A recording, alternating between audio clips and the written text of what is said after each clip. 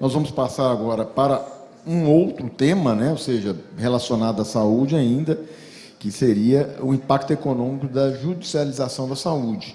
O doutor Pablo Menezes, graduado em Direito pela Universidade Cândido Mendes, possui mais de 18 anos de experiência na área de saúde, atua como membro do Conselho de Administração do Instituto d'Or de Gestão de Saúde Pública, vice-presidente da Qualicorp e da Associação Brasileira das Administradoras de Benefícios, e é membro da Comissão de Direito Médico e de Saúde do Conselho Federal da OAB.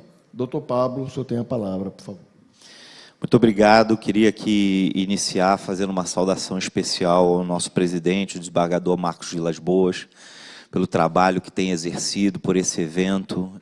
Tem sido muito importante, tanto para o Poder Judiciário, mas também para as sociedades empresariais brasileiras, para todos os cidadãos, o trabalho que o senhor tem feito ao longo desses anos. Queria também saudar aqui a presença e o nosso presidente desse painel, o excelentíssimo senhor ministro do STJ, o doutor Sebastião. Queria também saudar aqui a presença do nosso ministro, excelentíssimo senhor ministro do STJ, doutor Ricardo Cueva, excelentíssimo senhor ministro do STJ, o ministro Noronha, também o excelentíssimo senhor ministro do TST, o ministro Douglas Alencar. Mas também queria fazer uma saudação especial, ministro de excelências, a uma pessoa que é Sua Excelência a doutora Lourdes, que há muitos anos, e aí eu posso dizer, ela vem conseguindo agrupar esse grupo de pessoas, a unir e a construir pontes. Como eu vou, e Lourdes sabe que eu gosto de citar, sempre trazer um filósofo, algum pensador, eu antes disso queria dizer que a Lourdes me lembra muito aquela natureza da função do Papa, né? A função do Papa é a função de ser pontífice, de ser ponte. E a Lourdes é essa ponte que consegue agregar e congregar todos nós que estamos aqui. Então, Lourdes, em seu nome, eu queria agradecer a todas as mulheres, a todas as pessoas que estão aqui nesse painel. Bom, eu queria trazer aqui a figura de Pico della Mirandola, que é um pensador, um filósofo renascentista, cristão, que dizia o seguinte, eu vou ler a frase dele para não errar. Tu, não submetido a quaisquer limites, só à mercê do arbítrio que em tuas mãos coloquei, definas a ti próprio. Cada qual e cada um de nós tem uma missão e uma função nessa vida humana, que na minha percepção são, se Deus quiser, 100, 120 anos, e aí vamos colocar aqui no mínimo para cada um 120 anos, de um universo de criação de mais de 15 bilhões de anos. E cada ser humano tem uma missão nessa vida. E aqui nós estamos diante de uma plateia, Gustavo e Rogério, de juristas experientes que no dia a dia de sua decisão, e muitas vezes, relembrando aqui o filósofo, no calvário de suas decisões, isso é, sozinhos, muitas vezes, num gabinete, tem que decidir se concedem ou não concedem, segundo aquela verdade processual que está diante daquela mesa deles, um tratamento e um remédio que muitas vezes chega à mão desses senhores e dessas senhoras, seres humanos como cada um de nós, mas revestidos com a toga do Estado, a decisão que naquele processo pode ser a vida e a morte de uma pessoa. Então eu quero dizer que de antemão eu compreendo a decisão que cada um dos senhores e das senhoras tomam no dia a dia de vocês, porque não é fácil tomar essas decisões. Bom, muito aqui já foi falado e é muito difícil aqui falar depois do Gustavo e do Rogério, né? Porque essas aulas que eles deram, então eu algumas coisas aqui propositadamente vou pular, porque eles já trouxeram isso. Mas o que a gente vai falar é sobre o impacto da judicialização. E eu vou falar rápido para vocês. Primeiro ponto é o seguinte, nós temos uma cultura brasileira do litígio. Em tudo se litiga no Brasil, em tudo se faz briga. Né? As pessoas gostam do litígio, gostam da briga, gostam da confusão. Infelizmente, nós vivemos essa cultura. Muitas vezes nós mesmos, não os senhores estão num campo de perfeição, mas estou falando de mim, do Gustavo e do Rogério, para ficar claro, a gente não sair preso daqui. Mas nós, seres humanos comuns, assim, gostamos às vezes de uma confusão, de uma briga, temos essa cultura. E por isso é que o Poder Judiciário brasileiro está abarrotado de processos. São mais de 90 milhões de processos. Quem sou eu para dizer, mas eu acho que nós somos um case mundial em número de processos. E isso se deve a esta cultura. E também se deve, em algumas situações, podemos aqui frisar também, pela negativa de direitos. Muitas vezes por parte das companhias, é verdade. Outras vezes por parte de outros cidadãos ou por parte do próprio poder público que nega direito a esses cidadãos. Como nós vimos ali, no artigo 196 da Constituição Federal, estão ali homologados diversos direitos e garantias fundamentais. Algumas vezes esses direitos eles são sonegados da população e essa população então precisa recorrer ao judiciário. Então temos uma questão cultural da litigiosidade, mas temos também direitos que não são muitas vezes constituídos para aquele cidadão ou aquela cidadã. Nós temos aqui, já olhando no mercado de saúde, são os desafios de implementação de novas tecnologias e de serviços de qualidade pelo Estado e também pelo setor privado. Nós temos aí, então, um papel fundamental, isto é, fundante e revigorante do Poder Judiciário. Número 1, de equilibrar interesses. Claro, salvaguardar direitos, mas também de equilibrar interesses. E assegurar o mesmo direitos para todos, claro, preservando aqui o princípio da isonomia, que os senhores sabem muito melhor do que eu. Nós temos, então, dentro desse papel, que é um papel fundamental do Poder Judiciário, com protagonismo e relevância, nós temos então a criação, justamente para que se observe a judicialização e crescente judicialização da saúde brasileira, o Conselho Nacional de Justiça então cria o Fórum Nacional de Saúde. E esse Fórum Nacional de Saúde, ele tem uma motivação, que é racionalizar os critérios de concessão dos pedidos das ações judiciais. Veja bem, é aquilo que a gente falava agora e que eu compreendia a função e a missão fundamental de cada magistrado brasileiro, de primeira instância ao Supremo Tribunal Federal, que é de decidir. Decidir é super importante. Agora, decidir com critérios científicos é sempre melhor. E o Poder Judiciário buscava, então, esse auxílio. Buscava com muita humildade, apesar de toda a sapiência, inteligência e competência do Poder Judiciário, se entendia que precisava de ajuda para, muitas vezes, dar aquela decisão da medida correta e não ferir o equilíbrio do sistema. E, então, esse Fórum Nacional de Saúde foi criado e algumas coisas estão sendo feitas e eu vou trazer aqui para vocês. Então, no Fórum Nacional de Saúde, ligado ao CNJ e com atuação em diversos estados, foram criadas notas técnicas e recomendações, justamente para que os juízes, que eles, claro, como sabemos aqui, quem sou eu para dizer ou desdizer, podem decidir segundo os seus critérios e segundo o seu entendimento. Tão somente esse fórum e essas análises que são feitas e que são auxiliares do juízo para que ele possa decidir melhor. E então diversas resoluções foram criadas nesse campo no CNJ, com especialistas, inclusive estava aqui falando com vocês, o meu telefone toca aqui, doutora Ludmila Rajar, que é uma das pessoas que é membro desse Fórum de Saúde, com certeza alguma questão médica que a gente precisa falar daqui a pouquinho, que eu saindo daqui vou ligar para ela. Bom, e esse fórum, então, com especialistas de diversas áreas, multidisciplinares, dão recomendações para que os juízes possam, então, decidir da melhor maneira. Mas, como dizemos, o nível de judicialização no Brasil cada vez aumentou mais e o nível de judicialização na saúde ainda mais. Os números são preocupantes, quando a gente fala do setor privado, mas também do setor público. O orçamento hoje do SUS base é de 140 bilhões de reais. Com as emendas, orçamentos, o orçamento secreto do Poder Legislativo, as emendas do Poder Legislativo, esse orçamento foi para 190 bilhões de reais. Essa conta já não fecha e um dia será impossível de ser paga. E aqui eu falo tanto do setor público quanto do setor privado. E aí nós temos um case específico que eu queria trazer para os senhores, respeitosamente, que é um case importante para o setor privado, que é o rol de procedimentos em saúde. Mas quando eu falo é importante para o setor privado, ele também é importante para o setor público. Porque o setor público ele tem, dentro do Ministério da Saúde, um órgão chamado CONITEC. E para o setor privado, nós temos a Agência Nacional de Saúde Suplementar. Mas eu queria pular um pouquinho isso aqui para ir no motivador do rol. E o motivador do rol, o que eu queria trazer para os senhores e para as senhoras, é justamente esse slide.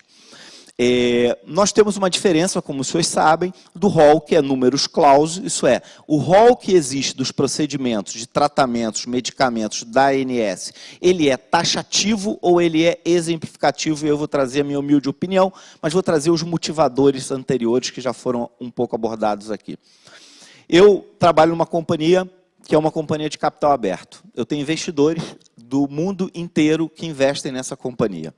Todos nós sabemos aqui, os senhores e as senhoras, que o dinheiro ele é finito. Diferente do amor, que é infinito, da amizade, que é infinita, o dinheiro ele é finito. Cada um de nós recebe um salário. Não vou falar o Rogério Scarabel como advogado, que é salários altíssimos. Mas todos nós, seres humanos normais, temos um limite de recebimento mensal. Nós fazemos as nossas contas em casa com base na previsibilidade do nosso salário. Eu não posso gastar mais do que recebo. Confesso, Lourdes, que às vezes tem um mês ou outro que gasto e eu tenho que empurrar um pouco o cartão de crédito. Mas normalmente você tem que gastar com base na sua previsibilidade do seu orçamento. Isso qualquer ser humano. As empresas são assim também. Todos nós sabemos disso.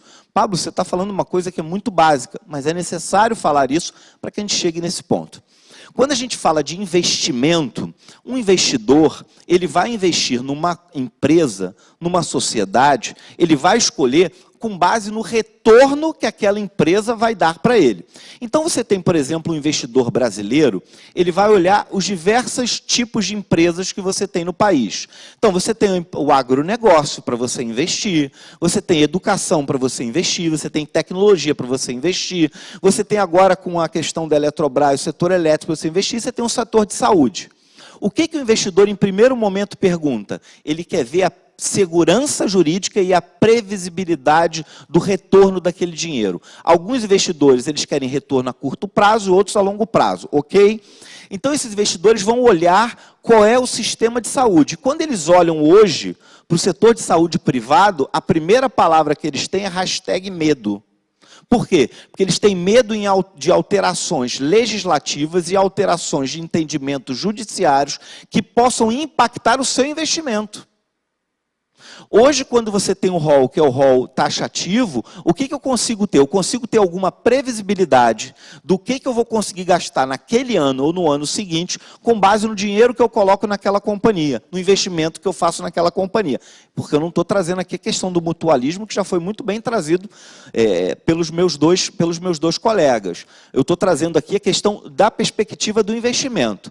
Então, vamos lembrar aqui, o investidor, na hora de colocar, o investidor brasileiro, um dinheiro dentro do nosso sistema de saúde, ele vai tentar ver se aquele setor ele tem segurança, se ele tem garantias. E senão ele vai fugir e vai investir em outro setor. Diversos, e aí posso dar com experiências aqui, diversos investidores nacionais, eles fogem do investimento no setor de saúde porque temem pela falta de previsibilidade pelos tempos futuros. Isso é uma realidade.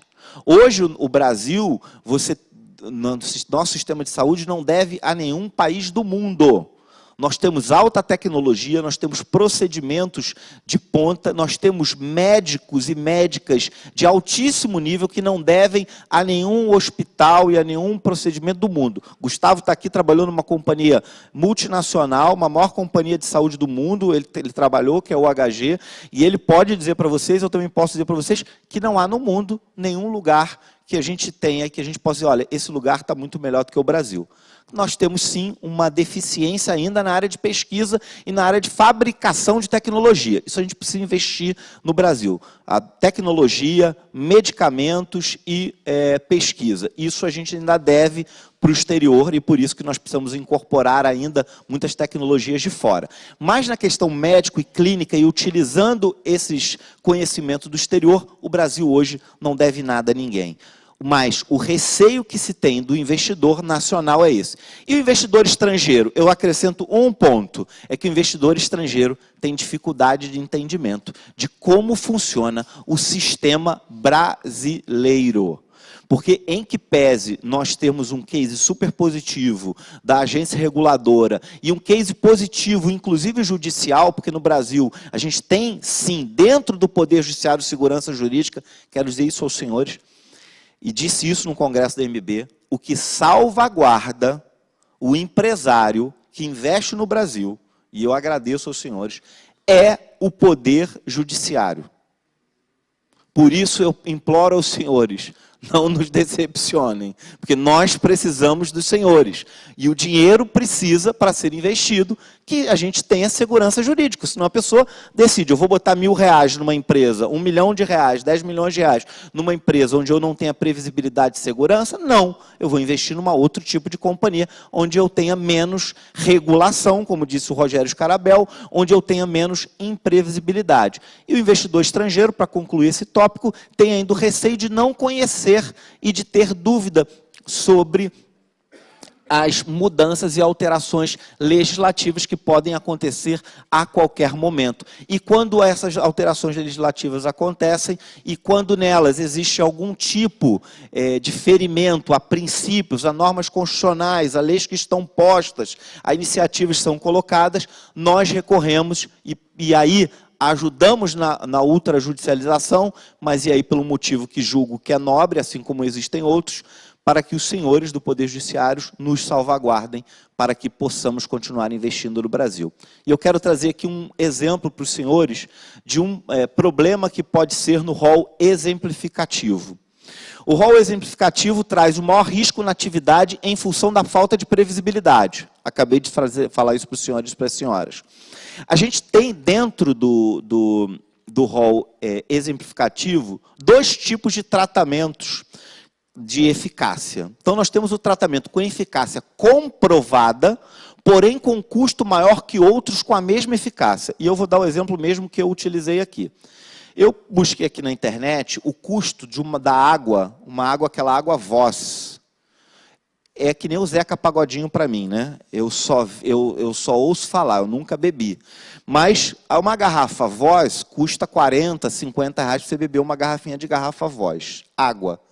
E essa garrafinha aqui, cristal, custa 3, 4 reais. Você comprando, você consegue comprar até mais barato. É H2O, a água é a mesma. Só que tem uma marca, talvez um pH, talvez tenha uma saborização um pouco melhor. Existem tratamentos que você tem a mesma eficácia, só que com custo muito maior. Porque é do laboratório A, B ou C. Nós vimos isso nas vacinas. Vacinas com preços muito diferentes, mas com a mesma eficácia. Porque tecnologia diferente, fabricação diferente, indústria diferente, tributação diferente, mas a eficácia é a mesma. A partir do momento que eu autorizo que qualquer tipo de procedimento seja autorizado pelo plano de saúde, que eu digo que o plano de saúde tem que autorizar, eu deixo ali à mercê de terceiros, às vezes até bem intencionados, que vão prescrever um tratamento ou um medicamento com eficácia, só que outro paralelo com a mesma eficácia num custo muito menor.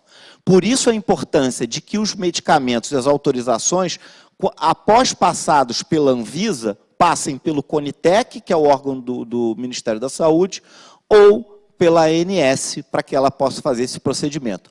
O que salvaguarda a cada um de nós? A nossa consciência. É saber que hoje existem prazos e limites para que a ANS emita os seus pareceres. Antigamente, é verdade, existiam alguns procedimentos que demoravam lá. Mas o Rogério, que está aqui ao meu lado, enquanto presidente da ANS, enquanto diretor da ANS, ele conseguiu construir com os outros diretores um regramento para que esse prazo fosse diminuído, para que a análise fosse feita e para que pudesse ter segurança para que esses medicamentos pudessem ser autorizados e complementados no rol. E a gente tem outro também tipo de tratamento, que são os tratamentos sem eficácia comprovada, que colocam em risco a vida das pessoas. Isso é muito comum, infelizmente. Inclusive, recentemente, a Polícia Federal fez uma operação onde prendeu médicos e advogados que estavam em conluio prescrevendo medicamentos e tratamentos para doenças raras que davam dando prejuízo ao erário público e a alguns planos de saúde, meramente para obtenção de benefício econômico. Então, era isso que eu queria falar sobre o rol. A questão do mutualismo, eles já trouxeram aqui com muito mais competência do que eu, não tenho a menor dúvida, mas eu vou deixar aqui esse material para que cada um ou cada uma que quiser possa trazer. E aí nós temos um outro ponto, que é um ponto também dolorido. Eu trouxe um filósofo cristão, renascentista, e aquelas pessoas que têm a linguagem da fé, elas não podem ter medo de trazer temas que são doloridos para a gente, excelência. E outro tema que é dolorido para o sistema, mas super importante, são os pisos. Existem 144 projetos de piso no Congresso Nacional. Desses 56 projetos são para a área da saúde. Vocês lembram que eu falei de previsibilidade, vocês lembram que eu falei de tudo. E o Congresso Nacional acabou de aprovar, ainda não enviaram para o Presidente da República, porque o compromisso público que foi feito, e aí com muita coragem e de forma elogiosa, o presidente da Câmara dos Deputados falou que só enviaria o projeto depois que tivessem as fontes de custeio do projeto. Mas o que o projeto estabelece? Um piso de enfermagem para que todos os enfermeiros e enfermeiras do Brasil possam ganhar R$ 4.770. É super justo, é super importante. Para que os técnicos ganhem 70% desse valor e para que os auxiliares 50% desse valor. O problema disso, apesar de toda a valorização da classe, apesar de toda a valorização que a gente precisa dar aos profissionais, aos enfermeiros e às enfermeiras do Brasil, nós temos um rombo no setor público e setor privado do Brasil que impacta pelo menos 18 bilhões de reais. Para o setor público, 5 bilhões e 800 milhões de reais que eles não têm de onde tirar esse dinheiro. E eu não falo só governo federal, eu falo as prefeituras, pequenas prefeituras. Então você imagina que no estado do Acre, no estado do Amapá e o estado de São Paulo vão pagar o mesmo valor de piso nacional para esses profissionais, que merecem ter a sua valorização de carreira, que merecem ganhar mais, mas olha o impacto que nós vamos ter. Um dia desse eu estava fazendo um debate muito profícuo com uma pessoa, e essa pessoa disse para mim, não, mas nós temos que valorizar os enfermeiros e as enfermeiras. Eu disse, sim, mas nós precisamos ter hospitais para que essas pessoas trabalhem. Não adianta a gente, com uma canetada, aumentar o piso, se a gente vai gerar, ipso fato, dia seguinte, o desemprego. O setor privado, sem fins lucrativos, as famosas Santa Casas, que correspondem a mais de 50% do atendimento do SUS, 6 bilhões e 380 milhões de reais. As Santas Casas têm dívidas homéricas, não conseguem pagar os seus funcionários muitas vezes, vivem à mercê, às vezes, de doações, até por conta do não reajuste da tabela SUS, que está, como eu disse para os senhores e para as senhoras, também com um orçamento super já estourado. O impacto de 6 bilhões de reais, eles não têm condições, Santas Casas vão fechar. Um dia desse, um deputado muito valoroso do estado da Bahia disse aos seus colegas o seguinte, olha, nós vamos fazer esse impacto, depois os senhores não querem pedir para mim, para ir lá tirar foto na Santa Casa da Irmã Dulce, não, porque a Santa Casa da Irmã Dulce vai fechar. E o terceiro impacto, não menos importante, no setor privado, de 5 bilhões de reais. Os grandes grupos vão sentir muito esse impacto. É verdade. Mas não são só os grandes grupos que vivem. Os pequenos hospitais vivem, são mais de 7 mil hospitais. Se a gente pegar os maiores grupos do Brasil, eles devem ter o quê? 150 hospitais, 200 hospitais. Nós estamos falando de 7 mil hospitais. Estou falando dos grandes grupos, pega as grandes empresas listadas em bolsa, os senhores podem fazer isso hoje, quantidade de hospitais que eles têm, não dá 200. Vamos lá, 250 hospitais. Nós temos 7 mil hospitais, como o Rogério Scarabel falou. Esses hospitais vão conseguir pagar? Não. O que nós vamos acabar fazendo? O impacto nos grandes. Mas quem sobrevive? Os grandes. E os pequenos vão quebrar. Isso é, nós vamos ainda construir ainda um efeito reverso, que é um efeito de grandes concentrações em grandes grupos, que, repito, vão sofrer, mas vão sofrer muito menos do que os pequenos. Os grandes, como sabemos, conseguem recursos, financiamentos, e vão acabar até repassando isso para os planos de saúde. Acabei de falar para os senhores e para as senhoras, respeitosamente, lembra do que eu disse, do entendimento, do respeito às decisões. Eu nunca reclamo de nenhuma decisão, porque toda decisão é exarada pelo poder público, ou você recorre, e aí para que você possa ter outro tipo de decisão, ou você acata. Então você nunca reclama, primeiro porque não é inteligente, segundo porque não adianta.